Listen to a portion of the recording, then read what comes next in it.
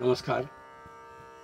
चंद्र राशीप्रमाणे तूळ राशींच्या व्यक्तींना मी आता मार्गदर्शन ऑगस्ट 2024 या महिन्यासाठी करणार आहे. तूळ राशींच्या व्यक्तींना आरोग्यविषयक काही पथ्य या महिन्यात पाळणं गरजेचं आहे.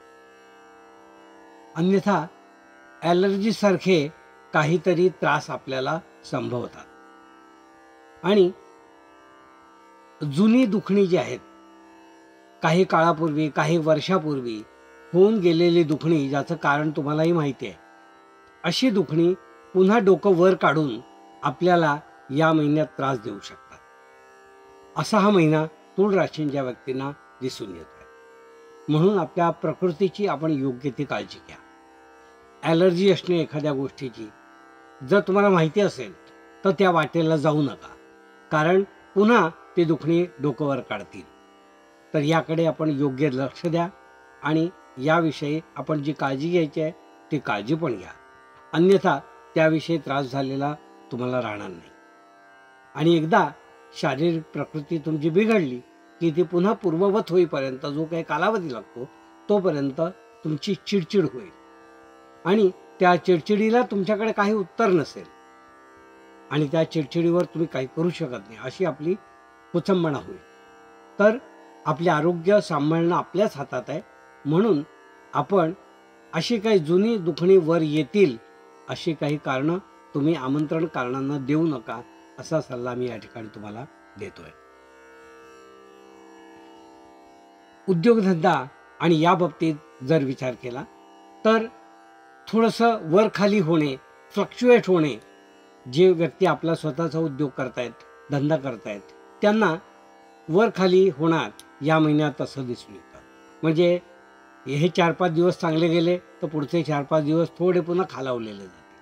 पुन्हा प्रयत्नाने तुम्ही काहीतरी 4-5 दिवस उमेद आली तुम्हाला तर पुन्हा काहीतरी कारणाने पुन्हा खाली गेलेलं दिसेल.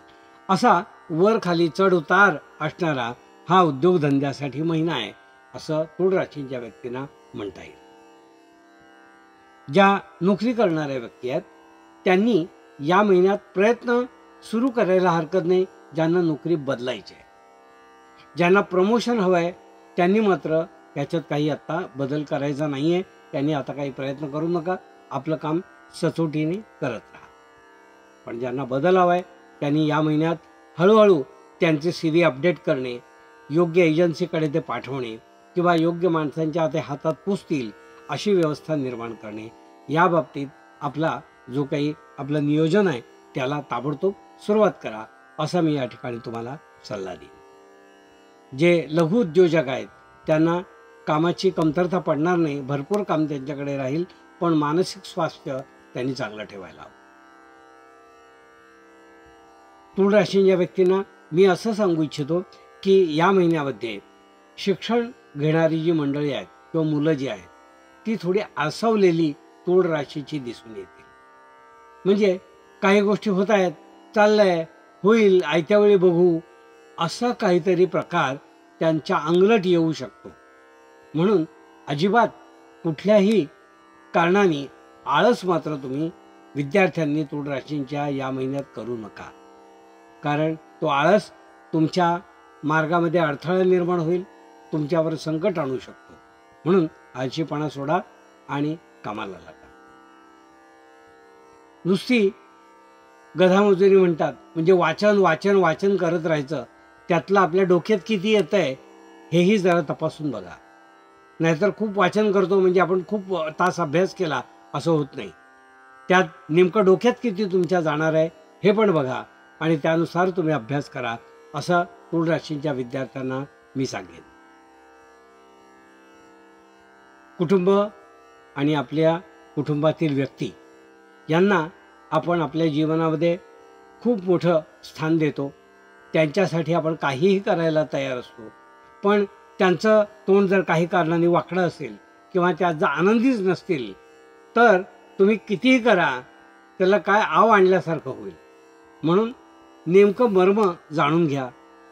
काही त्यांना नेमकं काय हवं आहे, त्यांना आनंद कशात आहे ते जाणून घ्या. कारण तुम्ही काहीतरी एक गोष्ट करायला जाल आणि त्यांच्या आवडीची वस्तू वेगळीच असते. मग तुम्हाला तुम्ही केल्याचा आनंदही मिळणार नाही आणि त्यांना योग्य न मिळाल्याचं समाधान त्यांना मिळणार नाही. असं होऊ देऊ नका. समोरच्याला नेमकं काय हवं आहे ते बघा आणि त्याप्रमाणेच तुम्ही तुमची पूर्तता करा, असाच सल्ला मी या ठिकाणी तुम्हाला देईन.